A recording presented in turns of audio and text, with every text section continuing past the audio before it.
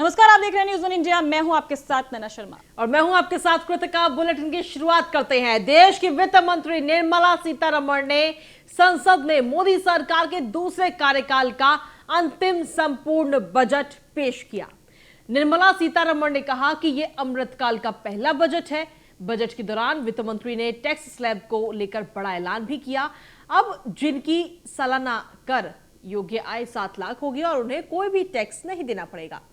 वित्त मंत्री ने कहा कि भारतीय अर्थव्यवस्था चमकता हुआ सितारा है। उन्होंने यह भी बताया कि गरीब खाद्यान्न योजना 1 साल के लिए बढ़ाई गई है।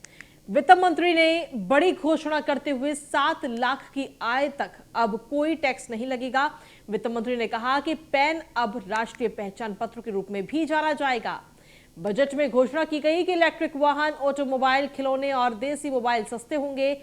वहीं चिमनी, कुछ मोबाइल फोन और कैमरे के लेंस, सिगरेट, सोना, चांदी, प्लेटिनम महंगा होगा। वित्त मंत्री निर्मला सीतारमण ने आगे कहा कि 2014 से सरकार के प्रयासों ने सभी नागरिकों के जीवन को बेहतर बनाया है। प्रति व्यक्ति आय दोगुनी से अधिक बढ़कर 1,97,000 रुपए की गई। इन 9 सालों में भारतीय अर्थव्यवस्था आकार में 10वें से 5वें स्थान पर पहुंच गई। वित्त मंत्री ने घोषणा की कि युवा उद्यमियों द्वारा कृषि स्टार्टअप को प्रोत्साहन करने के लिए कृषि कोष बनाया जाएगा। तो वहीं पर्यटन को बढ़ावा देने के लिए मिशन मोड पर काम किया जाएगा। तो मोदी 2.0 में अमृतकाल का यह बजट 2023 का बजट 2024 पर सीधा फोकस इस दौरान रहा। और अब टैक्स स्लैब में 5 ही स्लैब होंगे। और कौन कौन से वो स्लैब हैं वो आपको बता रहे हैं। 12 से 15 लाख जिन लोगों की इनकम है उनके ऊपर 20% टैक्स लगेगा। इससे अधिक की कमाई पर 30% टैक्स लगाया जाएगा। 5 स्लैब अब रखे गए हैं टैक्स के लिए।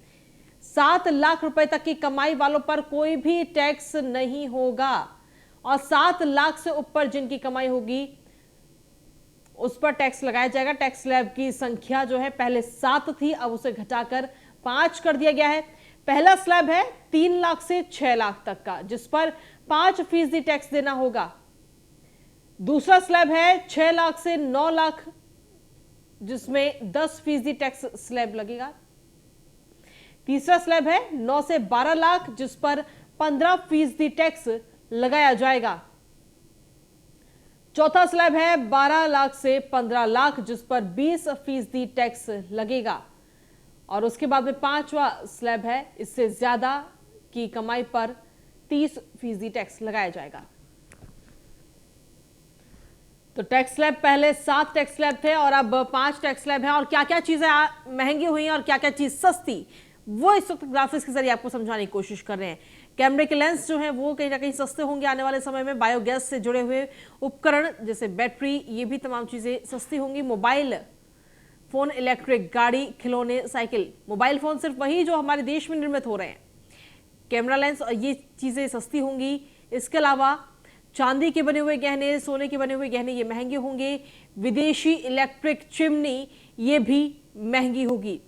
इसके अलावा चाइनीज खिलौने महंगे होंगे। सिगरेट महंगी होगी। सिगरेट पर भी 16% टैक्स बढ़ाया गया।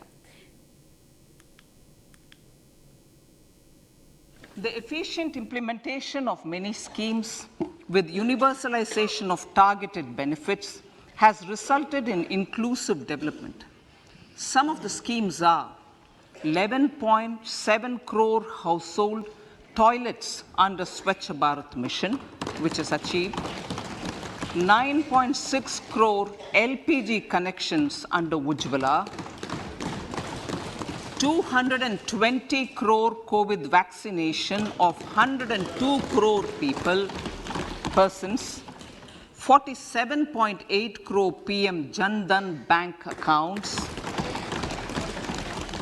insurance cover for 44.6 crore persons under PM Suraksha Bima and PM Jeevan Jyoti Yojana, and cash transfer of 2.2 lakh crores of rupees to 11.4 crore to over 11.4 crore farmers under PM Kisan Samman Nidhi. तो अगली बड़ी खबर फरीदाबाद से आ रही है, जहां PNG pipeline में आग लग गई है। फायर ब्रिगेड और पुलिस बल भारी संख्या में मौजूद सेक्टर 87 के पास भारत कॉलोनी का ये मामला है। और बता दें, बड़ी खबर है फरीदाबाद से। फरीदाबाद पीएनजी पाइपलाइन में आग लग गई है। तो ये बड़ी खबर आप तक पहुंचा रहे हैं फरीदाबाद से, जहां पर पीएनजी पाइपलाइन में ये भीषण आग लगी है। हालांकि फायर ब्रिगेड की गाड़ियां इस वक्त वहां मौके पर मौजूद है। फायर ब्रिगेड और पुलिस बल भी वहां पर भारी संख्या में मौजूद है और इस भीषण आग पर काबू पाने की कोशिश की जा रही है।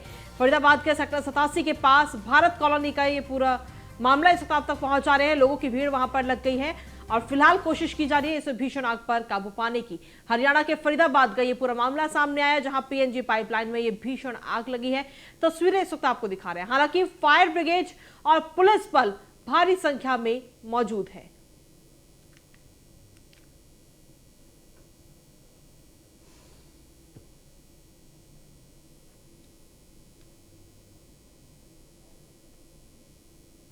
और अगली खबर हरियाणा के फरीदाबाद से, यहां पर 36वें अंतरराष्ट्रीय सूरजकुंड मेले की तैयारियां अब लगभग पूरी हो चुकी हैं। आने वाली 3 फरवरी को भारत के उपराष्ट्रपति जगदीप सिंह धनखड़ सूरजकुंड शिल्प मेले का शुभारंभ करेंगे। इस बार मेले में भारत के नॉर्थ ईस्ट के राज्य मेले की थीम स्टेट होंगे। तो वहीं 40 देशों के विदेशी कलाकार अपनी कला का प्रदर्शन करेंगे। मेले के अतिरिक्त नोडल अधिकारी हरविंदर यादव ने बताया कि इस बार मेले में मेला दर्शकों को बहुत कुछ नया देखने को मिलेगा। उन्होंने बताया कि इस बार मेला चौपाल को बड़ा करके 1000 दर्शकों के बैठने की व्यवस्था की गई, जहां दर्शक सांस्कृतिक कार्यक्रमों का लुत्फ उठाते हुए भी नजर आएंगे। तो सूरजकुंड मेले की तैयारियां इस वक्त लगभग पूरी की जा चुकी हैं। 3 फरवरी से इसकी शुरुआत होगी 36वां अंतर्राष्ट्रीय सूरजकुंड मेला।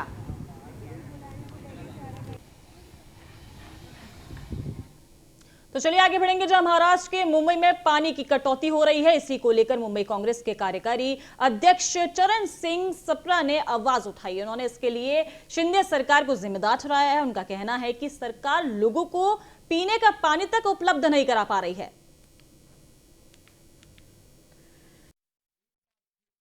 महाराष्ट्र राज्य की ईडी सरकार की नाकामी सामने आई है। मुंबई महानगर पालिका जो ईडी सरकार के तहत चल रही है, जिसे एक एडमिनिस्ट्रेटर चला रहे हैं, उस मुंबई महानगर पालिका ने 48 घंटों से मुंबई वासियों का पानी छीन लिया है। आज पूरे मुंबई के अंदर पानी की किल्लत हो गई है। नहाने का पानी, पीने का पानी लोगों को नहीं मिल रहा है। ये ईडी सरकार जो मुंबई महानगर पालिका का चुनाव लड़ना चाहती है, पहले अपनी काबिलियत सिद्ध करके दिखाइए। 48 घंटे हो गए हैं। मुंबई वासियों को पानी दीजिए, नहीं तो मुंबई वासी सड़कों पर निकलेगा और आपका पुरजोर विरोध करेगा। वहीं बिहार के मुख्यमंत्री नीतीश कुमार समाधान यात्रा के दौरान सुपौल पहुंचे। मुख्यमंत्री ने सुपौल के मलहनी गांव में कई सारी योजनाओं का जायजा लिया। इस दौरान मुख्यमंत्री ने जीविका दीदी और आम लोगों से भी संवाद किया। प्रशासन ने मुख्यमंत्री के आगमन से करीब 1 महीना पहले से ही सड़कों की मरम्मत कर गांव को चमका दिया गया।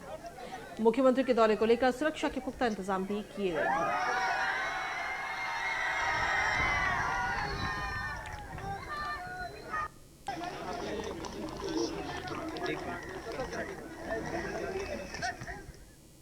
वहीं मध्य प्रदेश के भिंड में पुलिस ने शराब पीकर वाहन चलाने वालों के खिलाफ अभियान चलाया है। इस दौरान रात में बैरिकेडिंग पर पुलिस वालों ने चेकिंग की और शराब पीकर वाहन चला रहे लोगों पर कार्रवाई की। इसके साथ ही 3 मोटरसाइकिलों को भी जब्त किया गया है।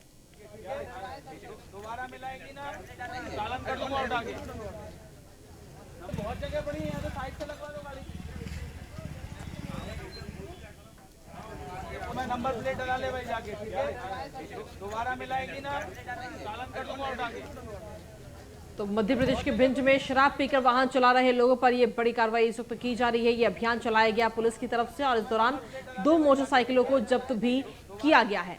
पुलिस ने ये चेकिंग अभियान चलाया। दरअसल जिस तरीके से लगातार हादसों में बढ़ोतरी हो रही है, उसको ध्यान में रखते हुए ये पुलिस की तरफ से ये चेकिंग अभियान चलाया गया और इस दौरान जो लोग शराब पीकर वाहन चला रहे थे उन पर कार्रवाई की गई और साथ ही 2 मोटरसाइकिलों को भी जब्त किया गया। मध्य प्रदेश के भिंड में मध्य प्रदेश पुलिस की तरफ से ये वाहन चेकिंग अभियान चलाया गया है। नंबर प्लेट लगा ले भाई जाके, ठीक है? दोबारा मिलाएगी ना, चालान कर दूंगा उठा के। बहुत जगह पड़ी है, तो साइड से लगवा दो गाड़ी। अधिक जानकारी के साथ संवाददाता आनंद कुशवाहा जुड़ गए हैं। आनंद, क्या कुछ ताजा अपडेट है आपके पास में? देखिए, लगातार जिस तरीके से हादसे बढ़ते हैं और तमाम लोग ऐसे हैं जो शराब पीकर वाहन चलाते हैं, गाड़ी चलाते हैं, मोटरसाइकिल चलाते हैं, तो उन तमाम चीजों को ध्यान में रखते हुए पुलिस की तरफ से ये चेकिंग अभियान चलाया गया।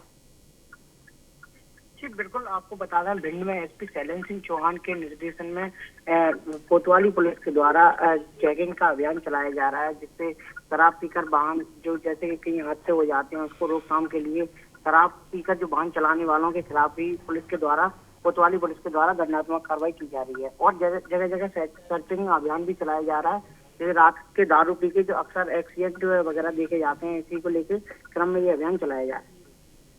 ठीक है, शुक्रिया आनंद तमाम अपडेट्स देने के लिए। बिहार के सीतामढ़ी पहुंचे नेता प्रतिपक्ष विजय सिन्हा ने उपेंद्र कुशवाहा पर हुए जानलेवा हमले को लेकर सीएम नीतीश कुमार पर जमकर हमला बोला। इस दौरान उन्होंने सीएम नीतीश कुमार को जंगल राज के पुरोधा भी बताया। कहा कि सीएम नीतीश कुमार हत्या, बलात्कार और डर फैलाने वाले लोगों को अपनी गोद में बिठाते हैं। साथ ही उन्होंने सीएम नीतीश का इस्तीफा भी मांगा।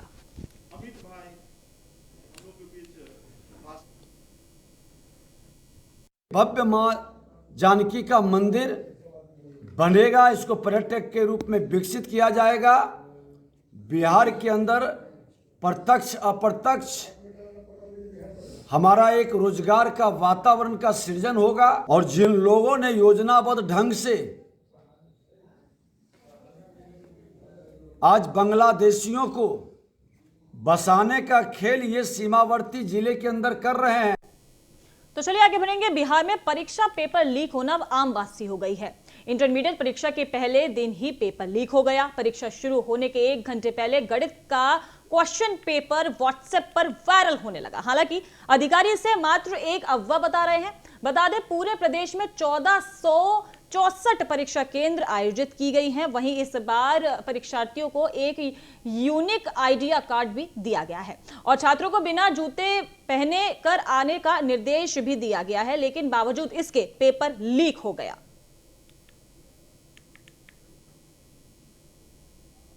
बिहार के पटना स्थित बाढ़ एनटीपीसी से ओवरलोड राख की ढुलाई करने वाले हाईवा ट्रक को पकड़ा गया और पुलिस ने जुर्माने के तौर पर वसूली भारी भरकम राशि गई। बताया जा रहा है कि पुलिस ने उससे करीब 13 लाख रुपए की राशि वसूल की है। बाढ़ एसपी अरविंद प्रताप सिंह ने बताया कि हाईवा चालकों की मनमानी से सड़क के किनारे वाले लोग बेहद परेशान थे, क्योंकि राख की ढुलाई से हाईवा चालक ट्रैफिक नियम का पालन नहीं किया जा रहा था। पहला तो ये है, जैसा आपको जानकारी है कि एनटीपीसी से निकलने वाले जो हाईवा हैं इनमें ओवरलोडिंग की समस्या आ रही है, देखने में आ रही है और इनका कुछ ग्रामीणों द्वारा भी विरोध किया जा रहा है। तो उसी के अंतर्गत कल एक दंगा क्षेत्र में कुछ ग्रामीणों ने हाईवा ट्रकों को रोकने की कोशिश की थी और उन्होंने पुलिस को भी सूचित किया कि ओवरलोड की वजह से दुर्घटनाओं की संभावना भी बढ़ती है और चूँकि इसको ठीक प्रकार से ढकते नहीं है, उसकी वजह से भी राह चलने वाले लोगों को समस्याएं सामने आती थी। तो बेलछी थाना द्वारा परिवहन विभाग के साथ मिलकर संयुक्त रूप से कार्रवाई की गई है, जिसमें कुल मिलाकर 21 हाईवा ट्रकों को कल रोका गया था और उन पर नियम के अनुसार जुर्माना किया गया है। दोनों विभागों की संयुक्त कार्रवाई में अभी तक 20 हाईवा ट्रकों से कुल मिलाकर 12,78,000 रुपये जुर्माना वसूला जा चुका है। तो अगली खबर बिहार के रोहतास जिले से है, जहां एक अजीबोगरीब मामला सामने आया। एक युवक अपनी प्रेमिका से मिलने उसके घर पहुंचा, जिसके बाद लड़की के घर वालों ने दोनों को रंगे हाथों पकड़ लिया और दोनों की शादी करा दी गई। मामला करहर थाना क्षेत्र के कुवे टोला का है। बताया जा रहा है कि दोनों के बीच 2 सालों से प्रेम प्रसंग चल रहा था और प्रेमी मुलाकात करने लड़की के घर आया था। लड़की के घर वालों ने दोनों को संदिग्ध अवस्था में पकड़ लिया। उसके बाद उनके परिजनों ने लड़ाई भी की एक दूसरे से। मौके पर पहुंची पुलिस ने बीच बचाव कराया और पुलिस के कहने पर ही दोनों की शादी करा दी गई।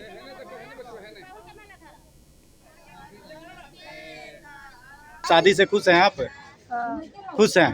2 साल से। 2 साल से आप लोग बातचीत करती थी? खुश है इस शादी से? हाँ? खुश हैं? मतलब कब से आप लोग का अफेयर चल रहा था ये? 2 साल से। और चलिए बुलेटिन में आगे बढ़ेंगे। अगली खबर भी बिहार से ही है, जहां पर सीतामढ़ी में नानापुर थाना क्षेत्र के लोहल ईठा में 14 साल के बच्चे का शव बरामद किया गया, जिसके बाद पूरे गांव में सनसनी फैल गई। 2 दिन पहले ही बच्चे का अपहरण किया गया था और इस मामले में पीड़ित परिवार ने थाने में एफआईआर भी दर्ज कराई थी, जिसमें 6 लोगों के नाम दर्ज कराए गए, लेकिन पुलिस ने एक व्यक्ति को ही गिरफ्तार किया। मृतक की मां ने बताया कि उनके परिवार को बार बार जान से मारने की धमकी दी जा रही है। मामला लोहाइठा है, पश्चिम टोला का। मेरा भैगना गांव हुआ था 16 तारीख को। मैंने आवेदन दिए थे, 17 को आके आवेदन दिए थे और आवेदन में आया तो पुलिस वाला यही बोला कि ठीक है 2-4 दिन रुको, अगर किसी दोस्त यार के संगे किया होगा तो रिटर्न आ जाएगा, इस पर केस उस मत करो। तो हम लोग कुछ नहीं किए थे। 26 तारीख को मेरे भैगना का सर मिला, एक ही दिन प्रशासन गए थे। उसके बाद हम 2 महीने से आकर यहाँ पे लगातार दौड़ रहे हैं। बड़ा बाबू से, आईओ से भी भेंट कर रहे हैं। आईओ भी बड़ा बाबू बार बार यही बोलता है कि इंसाफ तुमको देंगे, बस यही में हम लोग को टरका रहा है बार बार। कल भी आए थे तो बोला कि ठीक है तुम पुपरी जाओ डीएसपी के पास, अगर वो मेरे को चिट्ठी भेजेगा तो हम गिरफ्तारी कर लेंगे। हम कल भी गए थे वहाँ पे भी, तो वो बोलते कि बड़ा बाबू से मिलो, और यहाँ जाते तो बोलते पुपरी वाले से मिलो। और एसपी साहब के पास भी सीतामढ़ी गए थे, वहाँ भी हम लोग आवेदन दिए हैं मगर अभी तक कोई सुनवाई नहीं हुई। लड़का गायब हुआ, आज 17 को आके आवेदन दिया पुलिस वाला को। पुलिस वाला बोली 3-4 दिन रुक जाओ, तुम्हारा बच्चा को कोई ले गया होगा, कौन छोड़ देगा, उसके बाद हम खोज देंगे। उसके बाद मेरा बच्चा नहीं मिला। 26 तारीख को मेरे बच्चा का लाश मिला। फिर आके आवेदन दिया पुलिस वाला को, तो पुलिस वाला नहीं गया, खाली बॉडी के दिन, जिस दिन बॉडी मिला उसी दिन गया। उसके बाद कोई सुनवाई नहीं ले रहा है। 26 तारीख से हम दौड़ रहे हैं, वो बोलता है हाँ इंसाफ देंगे, कोई इंसाफ नहीं दे रहा है। जो कातिल को दिए हुए नाम, वो कातिल आ रहा है फिर जा रहा है। आके हम बोलते क्या आया हुआ पकड़िए ना, बोले जाने दो ना, उसका घर है ना, वो घर लेके भाग गया, कोई सुनवाई नहीं दे रहा है।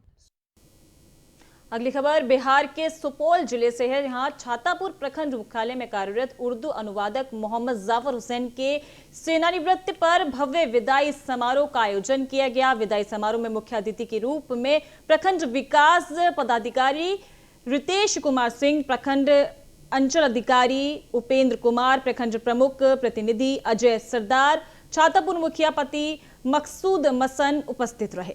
इस अवसर पर प्रखंड विकास पदाधिकारी रितेश कुमार सिंह ने मोहम्मद जाफर हुसैन के किए गए कार्यों की सराहना की, उन्हें सम्मानित किया। वीडियो ने कहा कि जो सरकारी सेवा में है उन्हें एक न एक दिन सेवानिवृत्त यानी कि रिटायर होना है। उनके द्वारा अपने सेवा काल में किए गए कार्य की उनकी ये पहचान है। कार्यालय सहायक हमारे जफर अहमद साहब थे, उन्हीं का आज ये विदाई समारोह था। लंबे समय तक इस प्रखंड में उन्होंने अपनी सेवा दी, बहुत शालीन और शांत स्वभाव के व्यक्ति थे। तो उसी के उपलक्ष्य में सभी जनप्रतिनिधिगण, सरकारी कर्मचारी, सामाजिक कार्यकर्ताओं की उपस्थिति में उनको गरिमा में विदाई दी गई। तो फिलहाल इस बुलेटिन में हमारे साथ नई खबरों का सिलसिला यूं ही जारी रहेगा। जब तक के लिए देखते रहिए न्यूज़ 1 इंडिया।